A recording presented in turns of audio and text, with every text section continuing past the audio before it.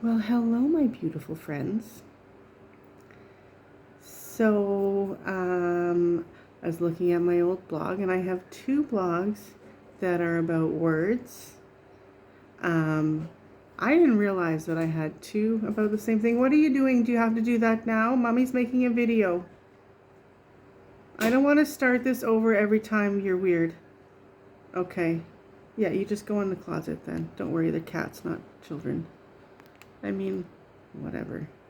Anyway, just go where you want to be. All right, so we have two that are about words. One that's called A Word About Words, and the other one is called Oh My Words. And I mean, neither of them are great, so we're just gonna put them. that's good. This is when people click out. So I'm like, yeah, don't bother. No, they're not bad. They're just not. A lot of it, I still believe. Some of it, there was one thing for sure that I was like, ooh, that's not right. So yeah. But anyway, what are you doing? 1 second. Okay, sorry about that. Callie was going into the closet. Oh, what's happening here? Trying to what is going on? Okay, whatever. I'm not redoing this now. It doesn't matter that much. Neither does my hair. Stop it, Trista. Okay. Yeah, she was climbing in the closet, the linen closet, and trying to, fur up the fresh sheets. And, I'd rather, if you're going to put your fur on them, just at least wait till I'm using them instead of the beautiful ones in the closet. Anyway, okay, we're 2 minutes in and I've said nothing, which is really ironic for a video about a blog about words. Isn't it though? I get to that later, how verbose I am. And that has not changed in the past. These were written in 2008 and 9. What is it now? I think I said that I want to work on it too. We'll get to that. We'll get to that. I mean, it's all a work in progress, right? It's just baby steps for 17 years. Shush. Shush, don't judge me. Okay. A word about words. Words are powerful. This is the earlier one, by the way. This is April 23rd, 2008. Words are powerful. Way too powerful considering how misconstrued they can become. Words have many meanings, or many words have many meanings. We're asking for trouble using such an unreliable means of communication, don't you think? We assume when we listen to others that their definitions of the words that they use are the same as ours. We don't know if this is true. We don't even know if they or we fully understand what the word means. Maybe they mispronounced it. Maybe we heard wrong. Maybe there's something they're not saying at all. I think I've had too much caffeine today, so I might be a little bit weird. Than normal, even. I believe that all, yes, all of the world's problems come down to miscommunication, misunderstanding, and of course, assumptions based on these. I think I still believe that. I'm going to have to give that one some thought, but I didn't say that without thinking that through, and I don't think that I go into it here. But when I was at the Vipassana retreat, where we couldn't talk to each other, and it was 10 days silent, and we slept and we meditated and we ate a little bit, and we didn't talk to each other. So even though we're supposed to quiet our minds, I really struggled with that, and at times I just didn't even care because it was an experience. And it wasn't necessarily a pleasant experience the whole time. And so there were a lot of times when I was like, I don't care. I don't care about this. I just, and I would think, and I tried to write a few things down because we weren't allowed to write either, but we had our like itinerary, and I scratched a few words into there that I wanted to remember. Anyway, we're supposed to quiet our minds and not be analyzing everybody around us, but you know what? I'm a sociologist at heart, and that's what I do. I analyze the people around me, and I'm sorry if you can hear that scratching, but Callie likes to dig in things. I don't know why. It used to be just mirrors, and then it went from mirrors to anything reflective. The toilet tank is one of her favorites, or just in the bathtub. She'll just get in there and go to town. Oh, she just flew by.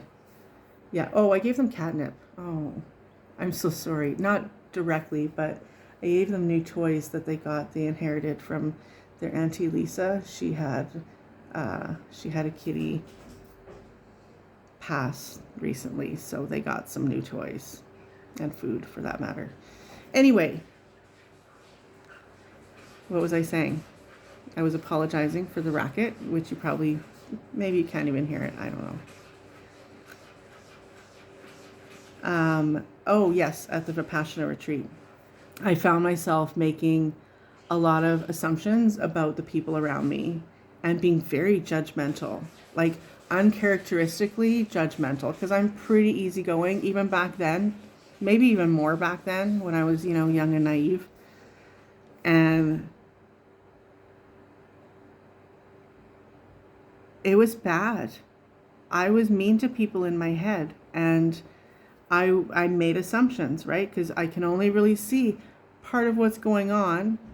There's no, nothing, no information coming in from anyone because it wasn't my business who had which meal.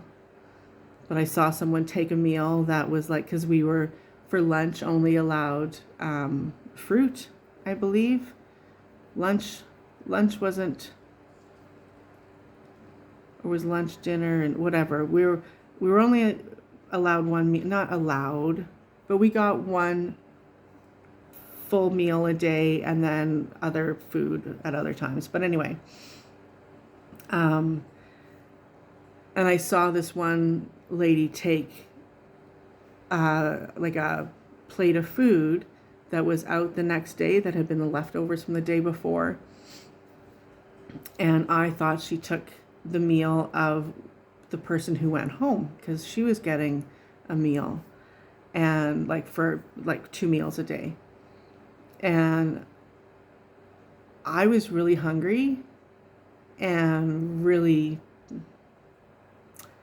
a little bent out of shape about everything at that point. So I assumed she took it unjustly and was really angry about it. So my point is, after all of this, that I think miscommunication and misunderstanding and assumptions based on those create a lot, if not almost all, of the world's problems. Like, even if you think about like wars and stuff, like it's wow. I mean, they say it's religion, or they say it's whatever. Well, they don't say it's religion, but we know. But then it's also oil. So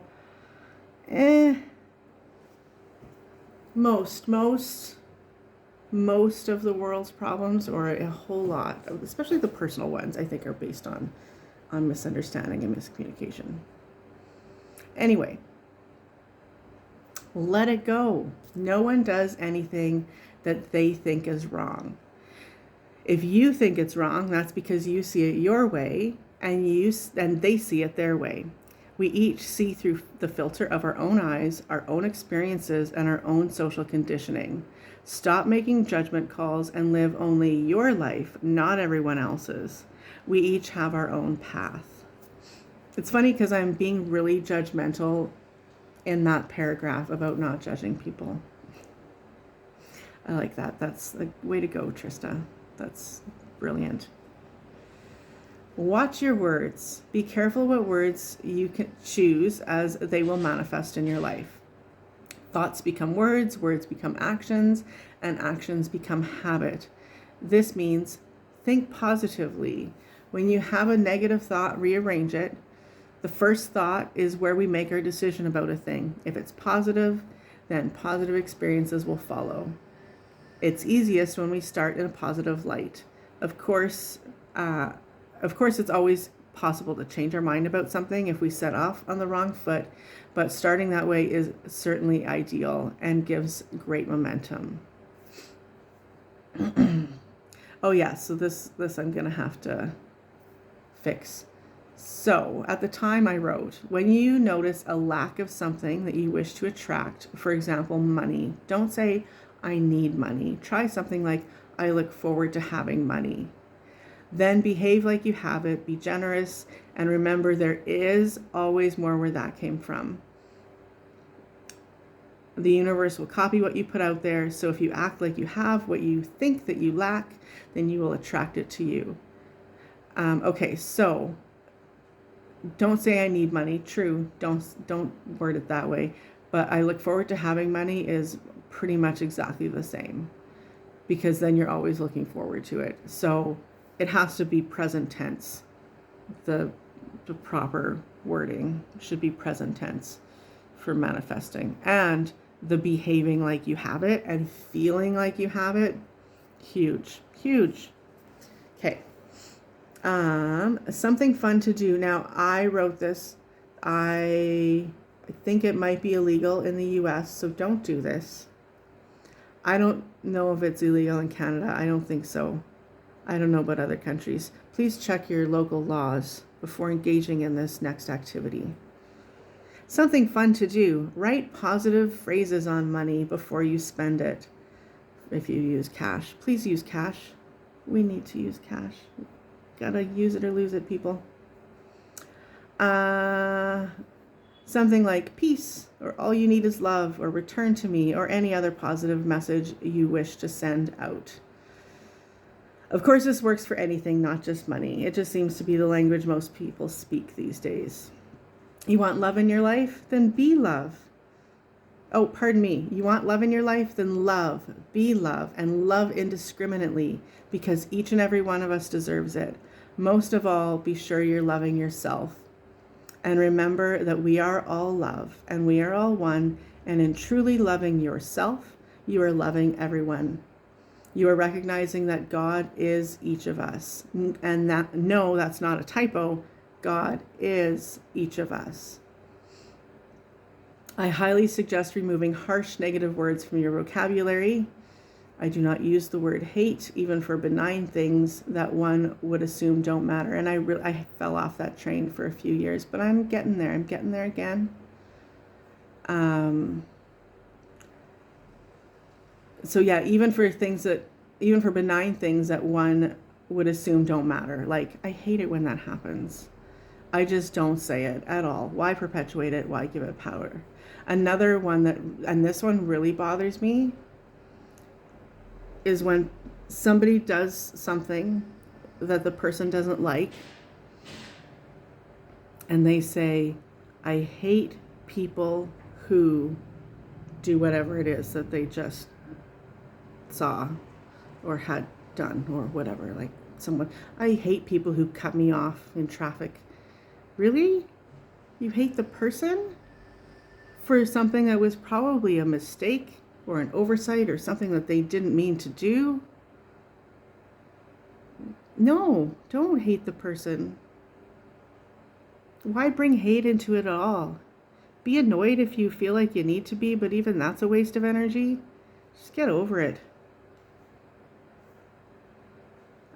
Keep your words honest. Say what you mean and mean what you say. Do your best to follow through with your words, and when that is not possible, be honest and own up to it. This keeps your channel clean and makes your words even more powerful and will help you to manifest positive things in your life. Yes, be honest. The universe listens, and if you're giving mixed messages, and if your words aren't matching with your intent, it knows. It knows. So be honest, and it'll help to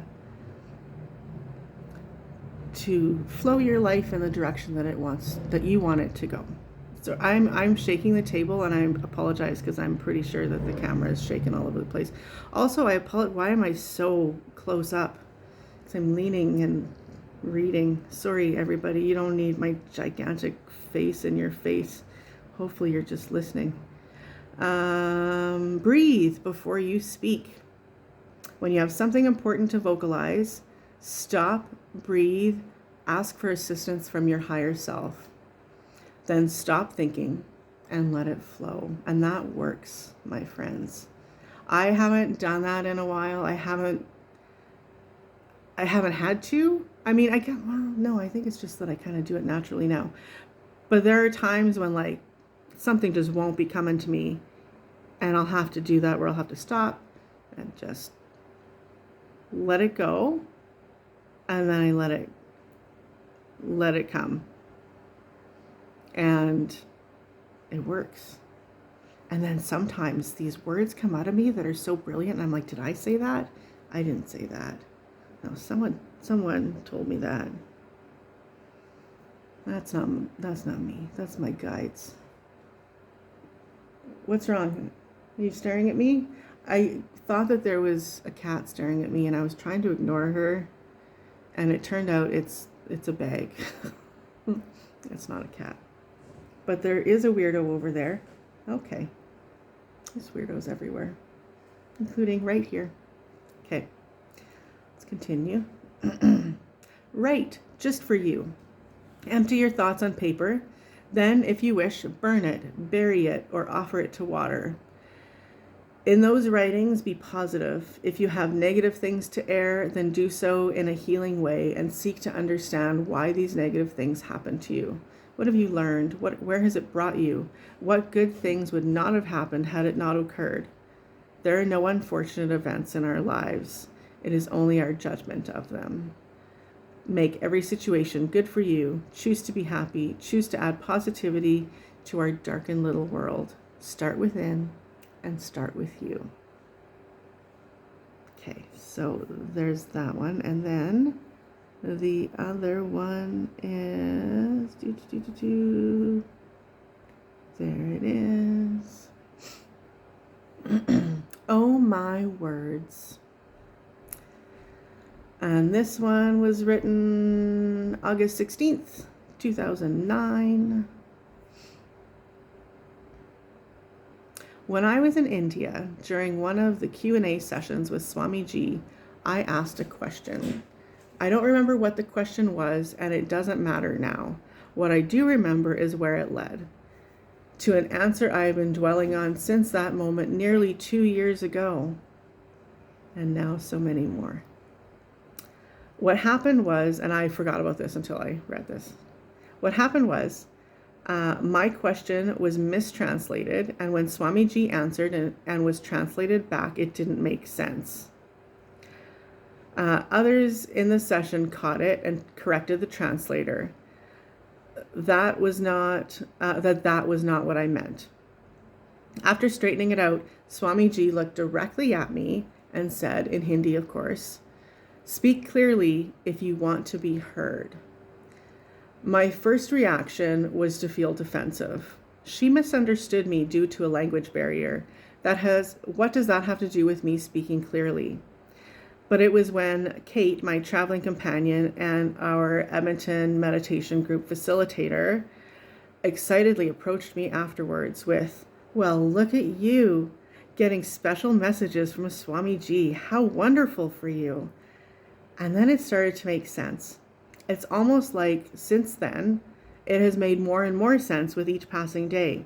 And I think of it and I understand it on a different, new, elevating and elevated level. I tend to be rather verbose. This is no surprise to anyone who knows me well, or not so well. Usually not in an efficient way either. I'm quite fond of sentence fragments and starting sentences with and but I digress. I tend to ramble on and on and on, just like Tulsi. She just talks. We cut each other off. We interrupt each other. Right, Tulsi? Yeah, that's okay. Sorry, where was I? I tend to ramble on and on and on. I became painfully aware of this habit of mine when I started dating a former partner. I would start going on about one thing or another and quickly reach the point when his eyes would glaze over and I'd realize that he's gone into screensaver mode and isn't hearing me at all. Now, in my defense, he suffered with schizophrenia, and yeah, he would just shut off sometimes. So if I wanted him to hear what I had to say, I had to make it very concise. Beyond that, and with other people, it holds true. I enjoy being able to tell long-winded animated stories, but there needs to be a place within me from where I can draw fewer words and more meaning, and I need to be able to access it on a whim. That is something I need to work on. Oh, Trista, this is so many years ago. Probably still something I should be working on. That's not to say that I stopped working on it, but just those tiny, tiny, tiny baby steps. Maybe. Or maybe I stopped for a while. I think I'm back on it. Maybe. We'll see. Don't judge me. Where am I? That is something I need to work on. I can always do it. I know that. But it takes me that moment of focus, actually stopping what I'm doing, closing my eyes, clearing my mind, and putting forth the intention. I can't do that while doing a performance review or dealing with a difficult customer. Yeah, I was a manager at this time. Oh, that was good times. That was a great job. Anyway. And so, to build this skill, I plan on writing more random notes about what is currently on my mind. Sounds like a good practice. And or more poetry, perhaps. That's been idling in me since I was a moody 16-year-old writing some awful and a few really great poems and songs. Don't ask about the songs. They weren't good. Yeah, I could get back into that, and it would certainly do me a lot of good. Good for the throat, expression, creativity, and the endocrine system, and the heart, love, empathy, selflessness, devotion, of course, compassion. I didn't put that in there, and self-love. And again, the endocrine system, heart, and lungs. Open and clear the throat chakra and protect the heart chakra. That's what I need to do. Hey, I have a frequency tune-up session on here somewhere that's about that. I don't remember which one that is. I feel like that's maybe healing the past. I don't know. Sorry, guys. Sincerely, I love writing, and it's a shame that I haven't realized it fully, and it's still a shame because I still haven't. Get on with it, Trista. Ironically, directly after Swamiji's visit to Edmonton and me finally meditating regularly again, way to go, Trista, things are moving forward and I'm feeling really good about the direction my life is headed. Much learning has been happening over the last couple of years, and I'm feeling fruition and fulfillment upon me, as if everything in my life has been leading me to the here and now and not so distant future. Now, did I have one more year at that fantastic job or just a couple of months? I think it was the next year. But yeah, things were not really on the upswing for as long as probably could have been helpful at that time. But that's okay, because everything happens in divine timing, right? So I shouldn't be too judgy with myself. And that's another good lesson for us today.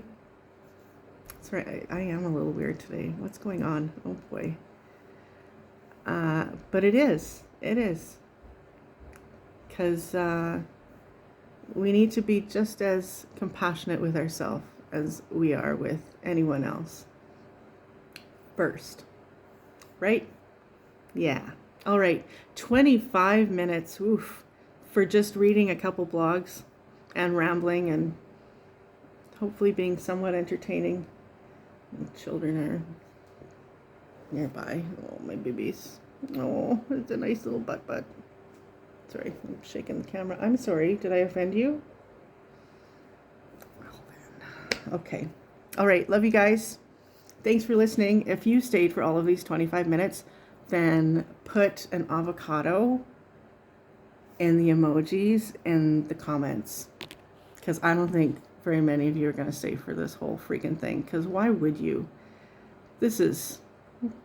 Okay, bye. Love you.